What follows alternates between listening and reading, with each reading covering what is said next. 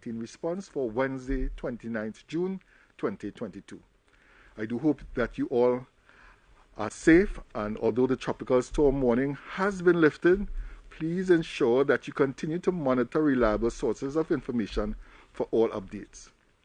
Our presenters for this morning's conference are the Honorable Terence Dayal Singh, Minister of Health, Dr. Roshan Parashram, Chief Medical Officer, Ministry of Health, and we welcome back Mrs. Patty Ann Williams, Chief Technical Coordinator, Disaster Preparedness Disaster Preparedness Coordinating Unit of the Ministry of Health.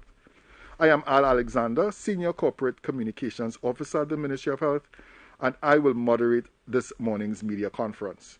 We go straight to Dr. Parashram for the latest clinical update, followed by a status report on the monkeypox outbreak. Hi, good morning. Thank you, Mr. Alexander. Good morning to the Honourable Minister. Good morning to Ms. Williams, members of the media, members of the viewing and listening public. So the COVID-19 dashboard update for the 28th of June, if I could have that, please.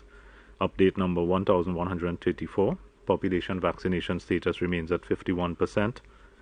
New positive cases over the last 24 hours, 115. Total hospitalized patients, 117. Deaths reported during that period, 1. Condolences to the family of that individual. Patients by vaccination status in hospital over the period 22nd of July 2021. So just about next month it'll be a year to 22nd of June 2022. Still around that 80% of persons who are in hospital or have been in hospital are not fully vaccinated. Again, the total deaths by vaccination status will remain about 93-92% of the deaths were not vaccinated at the time of their death.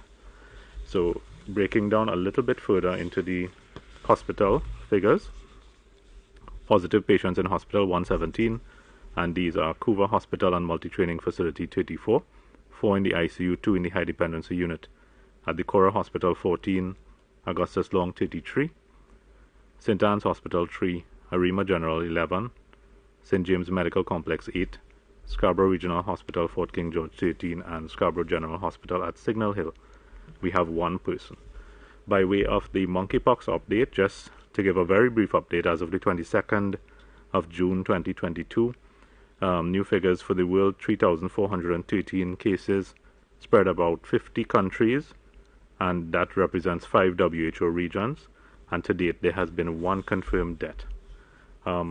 Just by way of our particular statistics in relation to COVID and the rolling averages, our 7-day rolling average is now at 121. Our rolling averages in terms of deaths, 3, and this represents an 18.7% decrease in the weekly total from EpiWeeks 24 to 25. We're currently in EpiWeek number 26. Our case fatality rate is now at 2.4% as it relates to COVID-19, and positivity rate is about 23%, down a little bit from last week, which was at 27 to 26% in the 2 weeks prior. So that brings me to the end of my update, Al. Thank you very much. Thank you very much, CMO. I now hand you over to Mrs. Patty Ann Williams for an update on the weather system. Good morning. Good morning to the Honourable Minister, CMO. Apologies. Good morning to the Honourable Minister, to the Chief Medical Officer, and to Ms. Alexander. Thank you. So the Ministry of Health has a robust health emergencies and disaster management program. This program follows the key elements of disaster management's life cycle: mitigation, preparedness, response, and recovery. Ahead of a slow onset disaster, such as an adverse weather event, the Ministry of Health, its vertical services, the county medical offices of health, and the regional health authorities refocuses their mitigation activities to those of preparedness efforts. The passage of the tropical storm warning that has taken place over the last 24 hours resulted in a series of activities in preparing us to withstand any potential effect that that system might have brought. These activities included reviewing our policies, our plans, our standard operating procedures.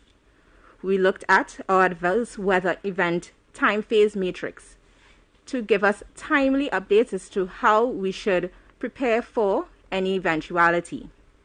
These activities included activation of our contingency measures, preparedness of our redundancy plans for electricity, for water, for oxygen, for pharmaceuticals, ensuring that the employees of the regional health authorities have contingency plans to shelter in place.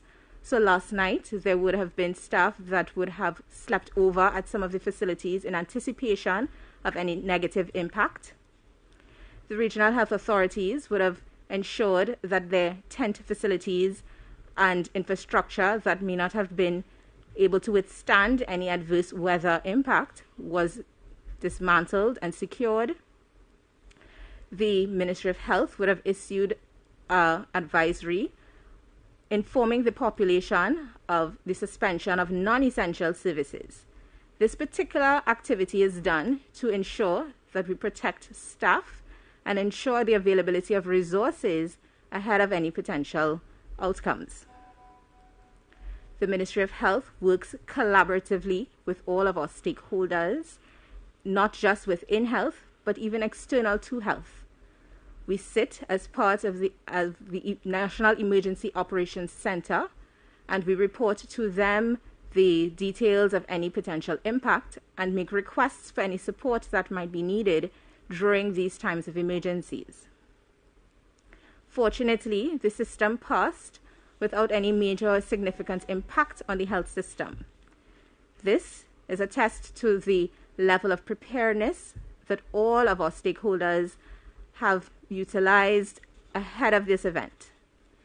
The regional health authorities would have activated their health emergency operations centers, similar to what took place at the Ministry of Health. At these EOCs, decisions were made as to the activities and response mechanisms that would need to take place should the need arise. All of the regional health authorities or CMOH offices remain in full contact with the Ministry of Health and provided timely updates as to the status of their activities as the system progressed through Trinidad and Tobago. One of our key redundancy activities is that of having redundant communication mechanisms. So we established at the Ministry of Health an emergency radio communication frequency that allows us to communicate in the event of loss of power and or data services that would prevent the traditional communication methods from being utilized. The Ministry of Health continues to support its partners by ensuring that we have the capacity, training, skills, and technical advice to make sound decisions ahead of any of these health emergencies and or disasters. Fortunately, we did not have to utilize any significant response activities, so that our activities now will be scaled down to a state of readiness in anticipation of any other future eventualities. Thank you. And thank you, Patian, for providing an insight into the activation of the Ministry of Health's disaster preparedness and management plans. We go next to the Honorable Terence Dialson, who will provide the latest vaccination figures and update us on the current initiatives regarding the national COVID-19 vaccination campaign. Minister. Thank you very much, Al. Good morning to the Chief Medical Officer. Good morning to Patian. Good morning to ladies and gentlemen of the media, wherever you are. It's a pleasure to be here, as I suppose all of us are safe and sound after yesterday. Before I get into vaccination figures, I just want to deal with some other issues because a lot has happened between last week, Wednesday, and today. So I want to start. The Honorable Acting Prime Minister, the Honorable Colm Imbert, has authorized me to advise the country that as of Friday, 1st July, which is day after tomorrow, the need for PCR and or antigen testing to enter Trinidad and Tobago will be stopped. So that is one other relaxation of measures. Let me repeat. I have been authorized by the Acting Prime Minister, the Honorable Colm Imbert, to announce that the requirement for persons entering Trinidad and Tobago, anyone, for a negative PCR and or antigen test will be no longer required. So that is one announcement I can make today. Ladies and gentlemen, last week Thursday, which is the 23rd of June, which will be after our last press conference, I would have taken a note to Cabinet on matters relating to monkeypox. And Cabinet would have considered the note and would have agreed to proclaim monkeypox, the virus, as a dangerous infectious disease under Section 103 of the Public Health Ordinance with immediate effect. Also, you would have seen that Legal Notice 126 has been issued by the Office of the President, who would have signed off on that. The Cabinet note also spoke to the approval of an order by the Quarantine Authority to allow special measures to be taken in light of the emergency of the spread of monkeypox virus under Section 6.1 of the Quarantine Act, Chapter 2805. So let's go back to the first decision of Cabinet, that is to list monkeypox as a dangerous infectious disease. And a couple of members of the media wanted to know what other viruses or what other diseases are listed there, so I will now list them out. There are basically 10 dangerous infectious diseases, including monkeypox. They are yellow fever, smallpox, plague, cholera, relapsing fever, typhus fever, severe acute respiratory syndrome, or maybe we'll know it by the acronym SARS, Ebola virus disease, and the second to last one, the 2019 novel coronavirus, 2019 nCoV. And now we have added monkeypox to that. So there are now 10 on that list. What that Cabinet decision allows us to do are two things. Under the Quarantine Act, to treat any person with a foreign travel history coming into the country, and if it's a suspected or confirmed case of monkeypox, they can be quarantined under the hand of the Chief Medical Officer. Under the public health regulations, so there are two sets of legal instruments. Under the public health regulations, these are for persons to isolate and treat with no link to travel. The Cabinet note and the decisions under these two pieces of legislation also allows the Minister to designate a facility specifically for the treatment and isolation of persons with monkeypox. We have taken a decision that the Cora facility will be designated as the facility to isolate and treat any suspected or confirmed case of monkeypox. So those are the developments on the monkeypox front. We urge people to pay attention to the global issues surrounding monkeypox. Please note there was one case in a flight into a CARICOM country, but nobody disembarked. And so far there is no threat to Trinidad and Tobago from that particular incident. I now want to turn to the issue of polio. Members of the media and general public, you may have noticed last week that there was the detection of the polio virus in sewage in London. whilst there is no direct link to Trinidad and Tobago, I still want to urge parents, because on check-in with Nurse Grace Sukchan, we are at 94% of the percentage of children that need to be vaccinated against polio. Our target is 95%. So Nurse Grace Sukchan and her team are looking for another 200 to 300 children to vaccinate against polio. Regrettably, what is happening globally and in Trinidad and Tobago, because we noticed this in talking to parents, and this was confirmed in a meeting we had yesterday with PAHO. Unfortunately, the misinformation and disinformation being put out by individuals in Trinidad and Tobago about the COVID vaccine for children, to use the term that we had in the meeting yesterday, it has contaminated the information pool about vaccinations in general. And what is happening globally, regionally and locally, the unsuspecting parent is not making the distinction between the COVID vaccine for their children and other vaccinations. And this is a regrettable outcome of the misinformation and disinformation being put out there by persons who should really know better.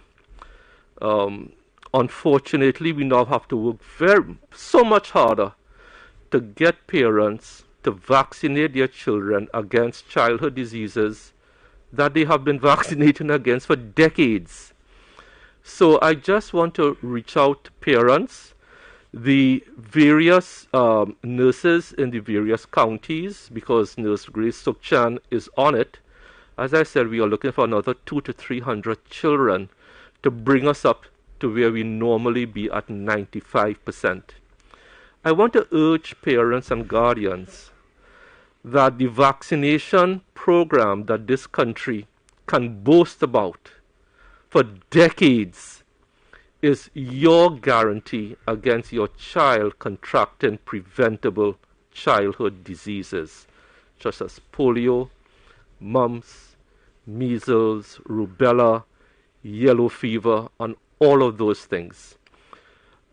Please read these bits of misinformation with a discerning ear and make an informed decision to continue the practice of childhood vaccinations that has been encouraged in this country for decades. So that's COVID, monkeypox, polio. The last issue I want to deal with is the aftermath of yesterday's activities with the potential bad weather. I'm going to go RHA by RHA so persons will know what facilities are open and what are not opened. So under Southwest Regional Health Authority, with the exception of the Rocha Douglas Health Center, all other health centers are open for normal service this morning. The only reason why the Rocha Douglas Health Center is closed is not because of the health center being compromised, but the access road, I understand, is flooded. So as soon as that flood subsides, persons will be able to access care at the Rocha Douglas Health Center. In the interim, our dear patients can access care at any of the other sites under the Southwest Regional Health Authority. I could also announce that all your vaccination sites are open for business as usual this morning. Under the Northwest RHA, full service at all their health centers will resume from tomorrow, inclusive of their MassVac sites. They have a little more work to do to put back up the tents. We had to dismantle all the COVID tents yesterday because we didn't want tents flying around and causing injury to persons and loss of property. So we are working today, the RHA, Northwest is working to put back up everything. So normal service at the Northwest RHA will resume from tomorrow, inclusive of their vaccination sites. At the Eastern RHA, all their facilities are open. Every health center, everything is open, including their vaccination sites. At the North Central RHA, all health centers are open. All their clinic health centers are open. However, their hospital clinics will be open from tomorrow. Why again? Because they have to put back up all these tents. Their mass vac sites or their vaccination program will begin from tomorrow. I will announce today that under the North Central RHA, 2 of their mass vac sites will not be reopening because of low or non-existent demand and the need to return these sites. And we want to thank the agencies that lent us these sites for so long. So the UTT campus at Monroe Road will no longer be a mass vaccination site. They need that campus to start back face-to-face classes. And we really want to thank UTT for lending us that site for so long. Also, the Larry Gomes Stadium is going to be returned to Sport TT. So sporting activity can start back there in full, and we don't hamper that. So these are all the developments that have been taking place since last we met, last week Wednesday. So Al, I think that is my information bit for this morning, and we can take questions. Thank you very much, Minister. Up next is our question and answer segment. We will ask the media representatives to state their name and the name of the media house before posing their questions. Of course, we're requesting a maximum of 2 questions per media house in the first instance, after which we will field additional questions from media representatives, of course, once time permits. So we begin with CNC3. Good morning, everyone. Rashad Khan, Guardian Media. Both my questions this morning are for Minister Dayal Singh. Firstly, Minister, I just want a bit of clarification in the operation resumption that you would have listed out there for the different RHAs, right? You said NWRHA. One of them, I can't remember which one. I'm trying to find some notes here, but one of them only the nothing will be up until tomorrow, right? I'm just looking here. If you could bear with me. Okay, never mind. I'll come back. I'll find it and I'll come back with another question. But my second question to you, Minister, is last week you made some comments about the not wearing masks in FETs, and there was some criticisms from the public about that being a bit contradictory given the mask mandate that we currently have in place. Do you have any comments on that? So let's deal with because I think what is more important for the public this morning is their accessibility to healthcare services. So thanks for raising it, so I'll repeat it. Under Southwest RHA, all health centers are open except Rocha Douglas, which is closed because the access road to get into Rocha Douglas is flooded. Under Northwest, full service will resume from tomorrow, right? I think that was you were referring to, Richard. Under Eastern, all their facilities are open, and under North Central, all their health centers are open, so all their clinics are open. The clinics that will restart tomorrow will be their hospital clinics. So like a clinic in Eric Williams will start back tomorrow. A clinic in Arima will start back tomorrow, right? So that is where we are. On the issue of masking, as I said last week, the requirement for masking in social settings under the safe zone requirement for when people are eating and drinking is no longer required. But as I did indicate last week, let's all weigh our personal responsibility and do our personal risk assessment. Thank you very much, Rashad. Thank you, Rashad. And thank you, Minister. We go to Newsday for your 2 questions. Good morning. Good morning, everyone. Rihanna McKenzie here from Newsday. My first question is for the Minister. Minister, you mentioned ending PCR antigen testing to enter the country. Has any consideration been given to ending COVID-19 testing at the Forensic Science Center, seeing as that tends to create a backlog there at times? My second question, with the increase of flooding and standing water with the rainy season, will the ministry also be doing preventative spraying for mosquitoes? Thank you.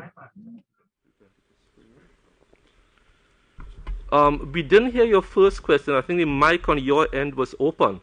It had something to do with testing. Could you repeat your first question, please?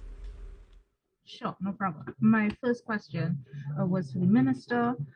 You mentioned ending PCR antigen testing to enter the country.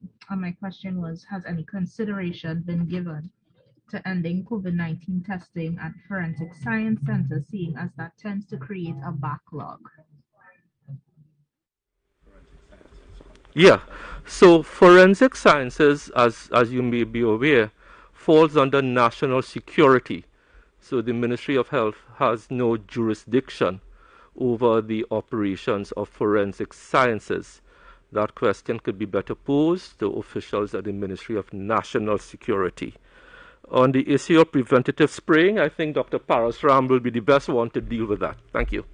Yeah, so our spraying program in the Ministry of Health is run by the Insect Vector Control Division, which actually conducts different types of spraying. So as you know, there are truck-mounted sprays, which are called ultra-low volume spraying. So that goes around from time to time as a preventative sort of spraying in areas to deal with the adult mosquitoes. There's thermal fogging, which is a small handheld device that is able to get access to households and the like to do spraying in where the ULV can't get access to. In terms of so they are both used to actually knock down the adults very quickly if there's a preponderance of adults in any given jurisdiction. The spraying happens throughout the year. There's a third type of spraying, which is called indoor residual spraying, which is done by a sort of handheld backpack. So that is almost applied every 3 to 6 months, usually 3 months, to the inner surface of walls in areas so prone where they may be at risk of, for example, if there was a case of malaria, maybe it is used more often in that particular jurisdiction if there is malaria in the surrounding for about a mile radius therein. So spraying continues throughout the year from the Insect Vector Control Division, but the key to actually maintaining a mosquito-free environment is really the source control. So what we are reminding the population to do is keep your environment as clean and clear as possible in terms of the breeding sites for these mosquitoes. Something as small as a little broken bottle can actually harbor and breed mosquitoes in your yard. So you clean it, not so that it looks clean, but that there's no collection of water in brick holes and the like. So we're trying to keep our surroundings as clean as possible. And of course use other preventative measures like the application of insecticide repellent to your skin if you're going to some areas that are prone, as well as other measures like bed nets and so on. I just want to support the Chief Medical Officer and thank you for asking the question about the rainy season. This is a really important public health issue that you have raised. We want to urge people, as we said yesterday also in our news release, with the rainy season and flooding, that persons should avoid as far as humanly possible going into flood waters, especially if you're not wearing tall boots and gloves and so on. I mean, if you have to go into flood waters to save life and property, well, you have to. But to go into it to splash around and play and water is really, really discouraged. It will help us and help you manage the contraction of waterborne diseases like leptospirosis, gastrointestinal diseases, which could be deadly. These are really serious issues we face with every rainy season. To urge people not to venture into flood waters unnecessarily. And if you have to, please wear tall boots as far as humanly possible once the flood waters are within that height. If you have to handle dead animals, if you don't have gloves, double bag your hand with plastic bags. See how much that could work? Yeah, you double to prevent contact with carcasses of animals which are a vector or a source of the leptospirosis bacteria. On the issue of mosquitoes, we really want to urge, and again, we can't overemphasize it. People always ask, why don't we spray? Why don't we spray more often? As the CMO will tell you, you can't spray more than on a 3 to 4 month cycle, is it? Because if you do that, the mosquitoes build up resistance to the chemicals, and you create a bigger problem by spraying too often. So we really urge people to do a little investigation around your yards and eliminate all sources where mosquitoes can breed. You see this blue cap that we have on bottles, even this. A female mosquito can lay in this, you can have 100 eggs in this. Any little source of stagnant, clear, stagnant water around your house, brick holes, containers, buckets, water containers, tanks which don't have a screen over it, gutters, clean them, vases inside your house which you don't clean, that you just have stagnant water there, clear stagnant water. Somebody brings a nice bunch of roses for you or your floral arrangement. Clean those vases properly. Don't just rinse them out because the eggs attach themselves to the inside. You have to actually scour it out, clean it vigorously, and let's all do our part in controlling mosquito-borne diseases. So I really want to thank you for asking a very serious public health question this morning that has the potential to save some lives. Thank you, Minister. And CMO, we go back to Guardian Media Limited for a follow-up question. All right, Minister. So just for some clarification, how come is it that we're appealing for public responsibility in a fete where people whining and jamming and drunk and talking to each other in close proximity, but yet somebody who goes to take their dog for a walk outside or somebody who's with their family alone at the beach could face a fine for not wearing their mask? So thanks for again raising the issue. And as I said, if we could probably have to refer to the public health regulations, Richard, but as I said, and we said this clearly since last year when we started vaccinating people and releasing and reviewing measures. We really have to exercise personal responsibility and do your own risk assessment. But the regulations are there and we could refer to them. Thank you, sir. Thank you very much. I see that we don't have any more questions at the moment. Oh, Richard, you're back with another additional question. Please proceed. So, Minister, given the current epidemiology that we are seeing, the CMO would have noticed, what I've said earlier, that we have a decrease in deaths. We also have a decrease in the positivity rate. And we have, well, even though our vaccination rates are stagnant, it's not yet time then, from what you're saying, that people could exercise personal responsibility outside on their own without the law. I don't know what the question is, Rashad. If you could phrase it in the question. Sorry? No, I'm just asking for clarification. So if you're defaulting to the regulation, so then therefore it's not of the government's perspective right now that that personal responsibility, or that we could depend on that personal responsibility without using the public health regulations. No, we have always asked people since the start of the vaccination program, clearly last year, and once we started rolling back measures, we have clearly asked people to do their own risk assessment. And the same way I'm asking people to exercise personal responsibility for making sure these caps are not around your house. People have a lot to do to manage these things. And again, we simply repeat the refrain. Do your own personal assessment, do your own personal assessment, risk assessment, and see what level of risk you can take on as we release more and more measures. So like today, we eliminated the need for testing. That's a release of measures again. So again, you ask people to make sure they are COVID-free, know your health status, know your COVID status before you travel, and so on. So as the pandemic winds down, as this stage of the pandemic winds down globally, more and more responsibility is going to be placed on the individual. Thank you very much, Minister. Before we go, same more question to you. Any advice on cleaning and sanitizing areas? I know after the passage of floods, there would be some need to probably purify water and cleaning and sanitizing of areas.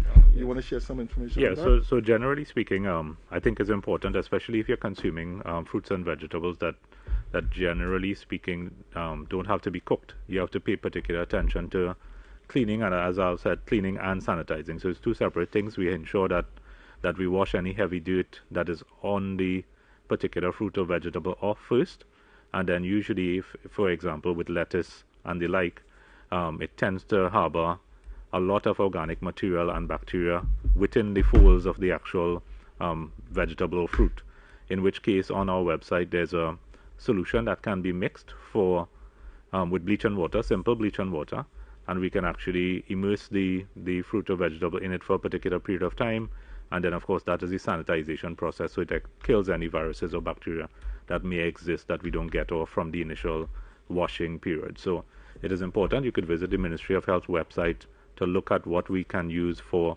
sanitization in terms of the proportion of mixtures, and pay particular attention to those that don't require any cooking, because if you cook something, of course, there's usually peeling, and the heat actually has an effect on the virus or bacteria that is on the surface at that particular point in time.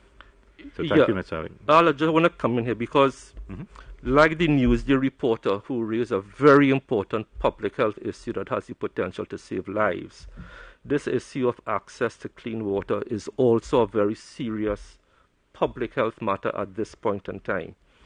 You don't have to go to extremes, but as the CMO said, a simple solution of bleach and water to wash your vegetables, to wash utensils. It's on the Ministry of Health website what ratio of bleach to water you use, or you can Google it. It's there.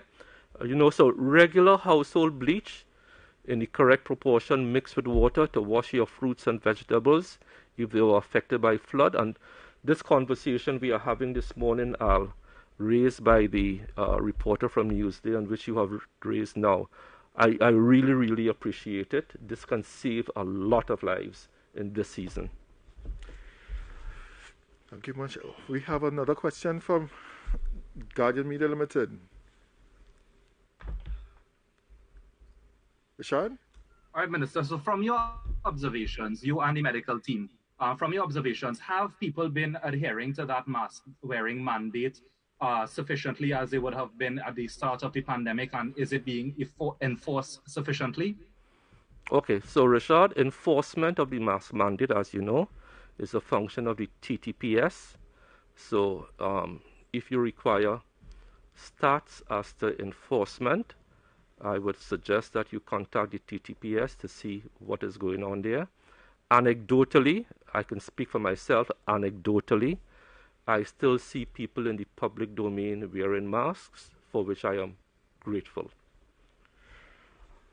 So that's all the time we have, and we want to thank the media for your questions, the presenters, and you, our viewing and listening public, for joining us today.